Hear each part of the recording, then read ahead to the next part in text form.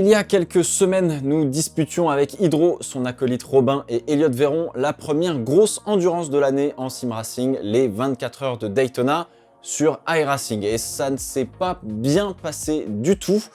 De mon côté, j'ai fait l'une des pires courses depuis que je roule sur iRacing. Alors pourtant, tout avait l'air de bien se préparer jusqu'à ce que la course dégénère pour l'équipe. Vous allez me dire pourquoi se prendre la tête, c'est qu'un jeu.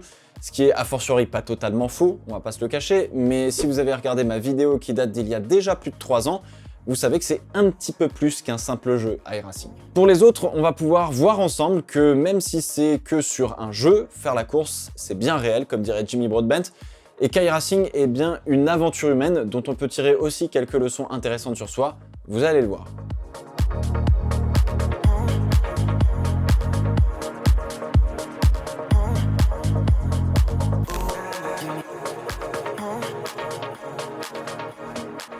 iRacing est une simulation de course automobile. C'est sur le marché l'une des plus fréquentées, l'une des plus réalistes avec les Assetto Corsa Competition ou Air Factor 2 par exemple. Le ressenti des voitures est excellent, la simulation d'un écosystème de course reproduit très bien l'expérience auquel sont confrontés des pilotes de sport auto dans le réel et tout ça en multijoueur. Bref, je reviens pas dessus, vous avez la vidéo comme d'habitude. Alors du coup, joyeux lardons que nous sommes, Hydro et moi, on décide de faire une petite équipe pour faire ce que l'on appelle les Special Events, qui sont ni plus ni moins que la reproduction des grandes compétitions automobiles réelles, mais en virtuel. Vous avez par exemple les 24 heures du Mans, l'Indy 500, les 24 heures de Spa ou encore le Coca-Cola 600 par exemple sur iRacing. En fait, c'est à une date donnée et tout le monde aime participer à ces événements parce que pendant quelques heures, on fait en virtuel, en simulation, ce que font quelques pilotes sur la planète et on peut nous aussi toucher du bout des doigts ce rêve que l'on chérit tous, celui d'être dans la peau d'un véritable pilote. La première endurance de l'année est donc les 24 heures de Daytona. Pour ma part, c'était la 3e fois que je faisais cette course et c'était la 5e course de 24 heures à laquelle je prenais part sur iRacing depuis que j'ai commencé à rouler sur la simu depuis 2017. Donc j'ai quand même un petit peu d'expérience. D'ailleurs, je crois qu'elles sont toutes sur la chaîne YouTube, sauf peut-être les 24 heures du Mans 2020, il me semble. Si jamais vous allez, si vous avez envie d'aller y jeter un petit œil, n'hésitez pas. Alors avec Hydro, on avait déjà d'ailleurs fait les 24 heures du Mans en 2020 ensemble avec une Porsche 919 et ça s'était plutôt bien passé, sauf que je crois le moteur on l'a cassé peut-être 2 fois de mémoire. Mais globalement, on avait quand même un peu souffert mentalement parce que 24 heures c'est compliqué pour aller au bout, mais on y était arrivé et on s'était quand même bien donné quoi. Bref, sans être des énormes experts d'iRacing ou d'être de grands rouleurs par rapport à certains qui passent beaucoup plus de temps que nous, on se lance dans l'aventure avec l'objectif de relier l'arrivée comme beaucoup de participants, ce qui sera une véritable victoire et un bon moment à passer ensemble. Le jour J, 42 splits ou 42 serveurs différents pour le départ de 13 h le samedi, 4000 inscrits je crois, bref, c'est pas rien, je vous l'ai dit, c'est un véritable événement et c'est une véritable expérience géniale à vivre, donc si vous avez la possibilité de le faire, n'hésitez pas. Par préférence et attirance de la nouveauté, on choisit de prendre la BMW LMDH, toute récente, voiture de la catégorie reine de ces 24 heures de Daytona, de la vitesse, du grip et surtout la voiture la plus rapide par rapport aux autres catégories. Parce que oui, dans une course d'endurance, il y a plusieurs catégories avec des voitures différentes. Parce que oui, en fait, c'est une de nos réflexions à nous, on préfère devoir dépasser les voitures plus lentes que d'être en LMP2 par exemple et devoir gérer les LMDH plus rapides et les GT3 moins rapides. Pareil, en GT3, on est malheureusement, entre guillemets, à la merci des autres catégories plus rapides. Est-ce une bonne réflexion? Je sais pas, mais en tout cas, c'est celle avec laquelle on se sent le plus à l'aise.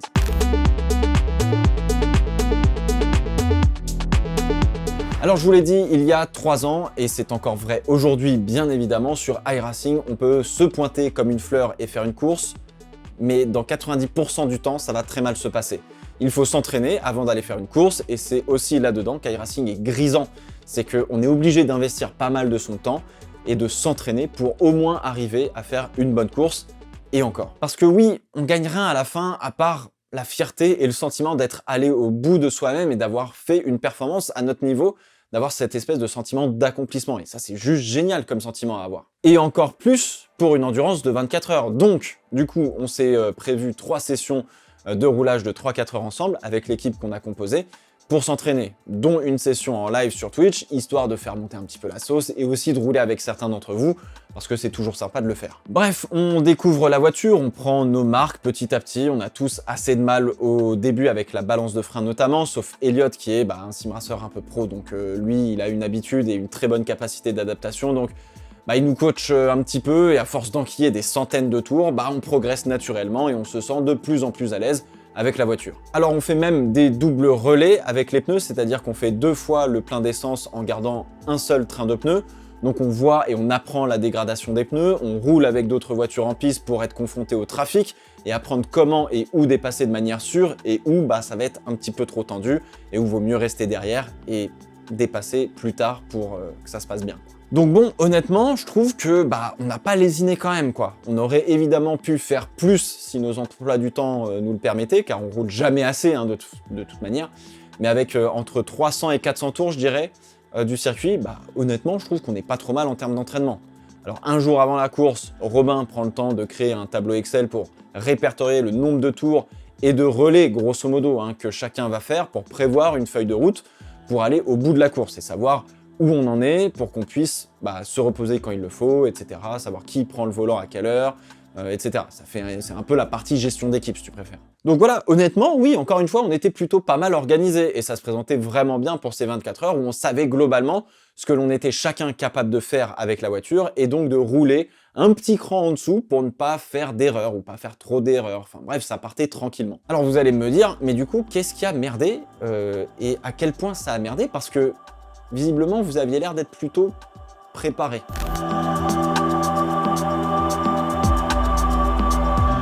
On se retrouve donc dans le 7e split le plus fort, avec des pilotes dans notre catégorie qui sont relativement aguerris et un chouïa plus fort que nous.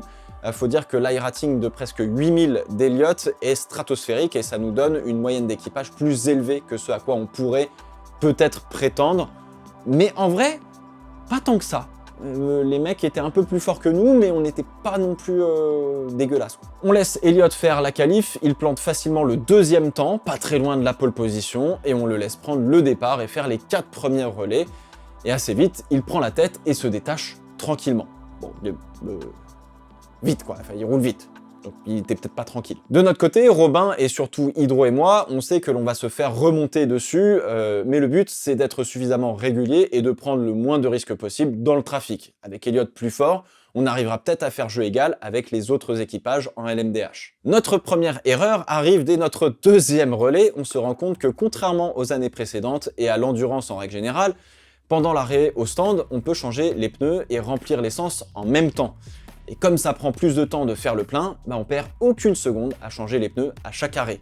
Et comme on a des pneus illimités, on peut changer tous les pneus. Oui, malgré nos 300-400 tours d'entraînement, on n'a pas checké comment se passait un arrêt au stand. C'est bête, mais heureusement que c'était Elliott au volant, car quand il est rentré après le 2e relais sur les mêmes pneus, il glissait littéralement partout, puisqu'il lui restait 20% de la gomme, ce qui sur iRacing est absolument rien.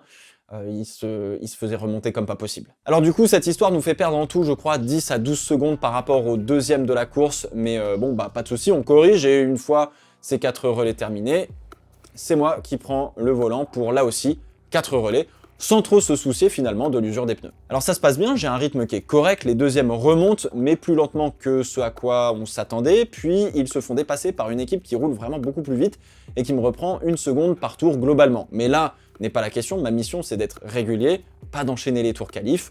On se bat certes pour la victoire, mais on a 24 heures à faire. It's not a sprint, comme dirait l'autre.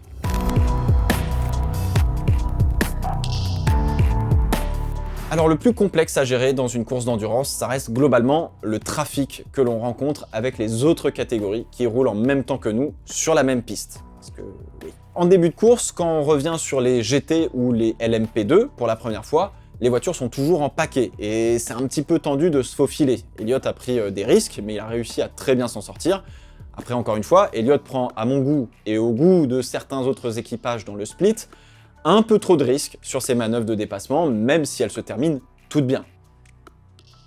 Et le garçon, il y va fort, quoi. Un peu trop fort. On est sur une course d'endurance de 24 heures, pas sur un sprint, encore une fois, mais ça, c'est la jeunesse et la fougue qui parlent un petit peu plus. Et c'est aussi un peu beau à voir, mine de rien, parce que c'est quand même sympa. Mais est-ce nécessaire de faire des plongeons de l'espace pour dépasser une GT et risquer, on va dire, un accrochage? Non, clairement pas, surtout dans les premières heures de course. À mon niveau, le peloton en GT et en LMP2 est assez étiré quand je reprends le volant, donc ça va, c'est pas hyper complexe à gérer. Le plus important, quand on double et quand on se fait doubler par une voiture d'une autre catégorie, c'est d'être très clair dans ses intentions sur la piste et éviter toute mésentente. Et généralement, quand il y a un crash entre deux voitures de catégories différentes, c'est que l'un ou l'autre, voire les deux pilotes, n'ont pas compris ce que voulait faire l'autre voiture. Et du coup, ça a été mon cas avec une LMP2. En sortie de virage 3, je me place sur la droite et la LMP2 devant moi se rabat gentiment aussi sur la droite et rentre dans mon champ de vision. Je lâche les gaz en me disant qu'elle va continuer de se rabattre sur la trajectoire et pouvoir se passer pour prendre le virage 4, qui est donc un gauche rapide à fond pour tout le monde. Finalement, elle reste milieu de piste, je décide de garder ma ligne à droite pendant le virage, et en sortie de virage 4, je me retrouve dans la boîte de vitesse de la LMP2, devant moi, qui a dérivé de sa trajectoire et qui est venue sur la partie droite de la piste, juste devant moi. Alors je freine une première fois, et comme la piste plonge un petit peu vers la droite pour le prochain virage, je me dis que la LMP2 va probablement s'écarter à gauche, pour me laisser passer. Je panique un peu, je remets un coup de gaz pour tenter de plonger à droite et de me porter à sa hauteur pour provoquer le dépassement. Grosse erreur parce qu'au moment où je fais ça, c'est beaucoup trop tard. Je refreine, je me rends compte que trop tard, quoi qu'il arrive, je percute la voiture, on part tous les deux dans le mur. Alors l'équipage de la LMP2 abandonne malheureusement et nous, on perd la tête car on rentre au stand pour faire des réparations qui vont durer une vingtaine de minutes et on va perdre 15-17 tours à peu près sur les leaders. Donc, pas mal. Alors c'est clairement moi qui provoque la faute, et de toute façon c'est ma responsabilité de dépasser les voitures plus lentes des autres catégories. Toutes les voitures des autres catégories, et c'est le cas dans la réalité, ont la priorité sur la trajectoire de course normale. Donc ils n'ont pas à s'écarter pour laisser passer les autres, c'est à nous de se décaler et de les dépasser. Alors le fait d'avoir hésité au début de l'action entraîne très probablement le fait que la LMP2 se retrouve hors trajectoire de course devant moi au freinage. J'ai, en voulant prendre une marge de sécurité, construit une situation où deux pilotes ne se sont pas compris, résultant d'un crash. Alors oui, c'est relou pour la LMP2, ils sont d'ailleurs passés dans le chat du live, il n'y a pas mort d'homme, des crashs entre catégories, ça arrive tout le temps, et aussi dans la réalité, ça fait partie de la course. J'avais la haine qu'on ait perdu la tête, puisque on pointait à 17 tours du coup de la tête. J'avais la haine contre moi parce que c'est moi qui ai sorti la voiture, et j'avais surtout la haine parce que l'équipage de la LMP2 devait abandonner, et c'est chiant quoi, parce que c'est une course de 24 heures et ça faisait 3-4 heures qu'on roulait. Alors par contre sur internet, ce serait bien que les gens comprennent que pour reconnaître une erreur, faut déjà étudier et revenir sur la situation pour la comprendre, et ensuite pouvoir constater qu'on a fait une erreur, pour ensuite reconnaître qu'on a fait une erreur. Parfois ça prend quelques secondes parce que c'est facile. Parfois, comme ici, ça prend plusieurs minutes parce qu'il y a eu une incompréhension de l'un et de l'autre pilote. Ne pas reconnaître une erreur tout de suite, non, c'est pas de la mauvaise foi. C'est preuve de réflexion, ce qui manque cruellement à certains aujourd'hui, malheureusement.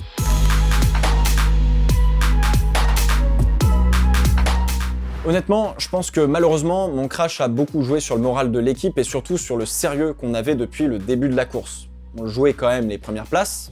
Après avoir étudié un petit peu rapidement le rythme de tout le monde, après la course, là, on pouvait largement jouer P2, P3, peut-être plutôt P3, P4 au classement. Donc, en vrai, on était vraiment pas mal, quoi. Puis on roulait contre des mecs qui étaient un chouïa un peu mieux que nous, quoi. Alors l'enjeu pour l'équipe venait de diminuer et de passer de on joue la P1 à on peut peut-être remonter et tenter un top 5 sur 24 heures. Mais ça, c'était sans compter le poids de reprendre la voiture après un carton et d'être dans le rythme pour Robin qui, lui, après la course, a avoué manquer de roulage pour être totalement en confiance. Et boum. On se retape des réparations au stand et là, pour le coup, l'enjeu disparaît tout simplement. On va subir plus ou moins tout le reste de la course parce que on doit aller au bout sans probablement vraiment le vouloir et ça nous empêche pas de passer plus ou moins un bon moment ensemble et de rigoler un petit peu. Mais concrètement, on sait que notre course, on va se battre avec personne, quoi. Donc on fait 24 heures de roulage. Alors la nuit est plus calme, elle passe, Hydro et Elliott se retrouvent à deux, et au matin, je reprends le volant, un peu fatigué forcément. J'essaie quand même de prendre la chose un minimum au sérieux avant de prendre le volant. Je vais faire une petite session de mon côté pour m'échauffer, nickel. Alors ça se passe pas trop mal, mais un détail qu'on a un peu oublié, c'est qu'il y en a un qui roule et deux autres en vocal qui rigolent et qui animent un stream. Alors c'était pas prévu comme ça à la base, puisqu'on s'était dit on a un pilote et un spotter qui l'aident pour le trafic, l'essence, etc. dans un canal audio dédié, et les deux autres qui regardent la course tranquillement et qui discutent avec le chat et tout, tu vois. Et comme on a vu que ça le faisait d'être tous là en même temps en début de course, on a continué comme ça et on s'est pas posé plus de questions que ça. Et boum, sort des stands une LMP2 qui se retrouve dans mon angle mort avant gauche, caché par le cockpit. Je me rabats sur la trajectoire comme si elle n'existait pas, j'étais pas forcément bien concentré sur ce qu'il y avait autour de moi. On se percute et on perd tous les deux du temps. Alors oui, à ce moment-là, du coup, personne ne me spottait pour me dire de faire attention avec la sortie d'une LMP2 des stands. Globalement, c'est ma faute parce que c'est moi qui pilote, mais on est censé éviter justement ce genre de bêtises grâce à l'équipe. Et là, on n'a pas fait le taf. Je suis allé donc m'expliquer et m'excuser auprès de l'équipage de la LMP2 qui, plus tard dans la course, ne manquera pas de vouloir me serrer contre le mur malgré tout, hein, comme quoi on pense que c'est pas facile de s'excuser sincèrement, etc. Finalement, c'est surtout d'accepter les excuses le plus difficile, je pense. Un peu plus tard, toujours dans une ambiance un peu festive, sympa, et où je ne me reconcentre pas pour prendre le volant, bah, il aura fallu 3 virages pour que je replante la voiture encore une fois dans le mur, et dans un espèce d'éclat de rire nerveux, parce qu'au bout du compte, c'est quand même drôle d'être aussi pitoyable, et en même temps, ça touche un petit peu à l'ego de passer pour le dernier des imbéciles sur iRacing, alors que ça fait depuis 2017 que j'essaie de rouler pas mal dessus. Et là, c'est vraiment moche. C'est comme planter la bagnole sous safety car ou dans un tour de mise en grille, quoi. Ça touche. Bon, une fois les réparations terminées, je me reconcentre et je me retrouve seul dans un canal audio pour vraiment essayer de me concentrer et j'enchaîne 2 très bons relais avant de passer le volant à Hydro pour qu'il puisse terminer. Au moins, je finis sur une note positive, je sais piloter la voiture dans le trafic malgré la fatigue et toutes les bêtises que j'ai faites avant. Et en plus de ça, mon rythme est pas dégueu. Donc j'étais plutôt content. Et la petite victoire, elle est là. Et une des leçons de cette endurance, c'est que quand je roule, contrairement à ce que je pensais sur iRacing, bah, j'ai besoin de calme et de concentration. Et j'évite potentiellement beaucoup plus d'erreurs. Et surtout, je suis plus performant sur mes temps autour. Ce qui paraît très logique, hein, en tant soit peu, mais parfois on a besoin de revenir à des choses basiques. Alors Hydro franchit la ligne d'arrivée et ne ralentit pas spécialement pour prendre le circuit, mais pour aller dans l'échappatoire du premier virage. Et on lui dit, bah écoute... fais quelques donuts, c'est de coutume, c'est marrant, on célèbre quand même, on est allé au bout. En plus, il y a d'autres équipages qui sont en train de le faire en toute sécurité à cet endroit, dans l'échappatoire du premier virage, et surtout avant la sortie de l'infield et du virage 7. Sauf qu'Hydro va un peu plus loin, freine un petit peu moins fort et se retrouve sur la piste en sortie du virage 7, à l'endroit où des LMP2 sont dans leur dernier tour et en bataille pour le podium. 2 arrivent à l'éviter, pas la 3e qui le percute en n'ayant rien demandé. Alors, Hydro avait pas dormi par choix, et a donc enchaîné une 24 heures sans lâcher l'ordi, donc la fatigue était assez grande, et je pense qu'on en avait tous marre à la fin d'une certaine manière, on voulait terminer ça le plus vite possible, et Hydro a tout simplement oublié qu'une fois la ligne d'arrivée passée, bah, tant qu'on s'est pas immobilisé quelque part sur la piste et qu'on n'a pas appuyé sur le bouton échappe, bah on est comme dans la réalité, toujours sur le circuit, et on peut toujours faire des bêtises comme Lance Stroll et Sebastian Vettel en 2017 en Malaisie. Alors oui, c'est pas ouf, mais bon voilà, ça arrive, vous allez me dire. Et pour des gens de la communauté d'iRacing, c'est absolument intolérable, et je les comprends. Car eux prennent ça au sérieux, et prennent ça très à cœur, ce qui est leur droit, pour le coup.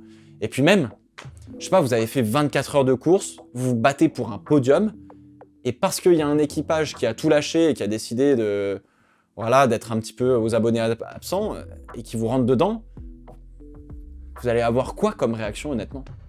Vous allez péter un câble. Donc oui, globalement, tout le monde a fait des erreurs dans l'équipe, mis à part peut-être Elliot qui a été très bon du début à la fin dans la voiture, malgré peut-être un petit peu trop d'agressivité pour le coup, mais bon, voilà, il n'y a pas mort d'homme encore une fois, quoi. Mais globalement, on a tous fait des erreurs.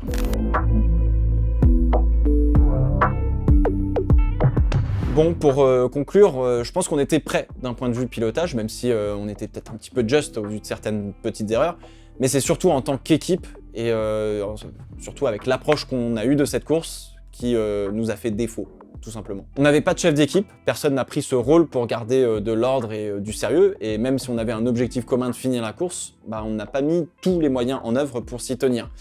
Et ça, c'est entièrement de notre faute. Les autres équipages de la course n'ont pas manqué de nous faire remarquer notre attitude en piste dans le chat d'iRacing, d'autres l'ont fait sur leur propre stream, et d'autres qui n'étaient pas dans notre course, mais qui nous regardaient de temps en temps, ne se privaient pas de quelques commentaires parfois un petit peu désinvoltes ou gratuits.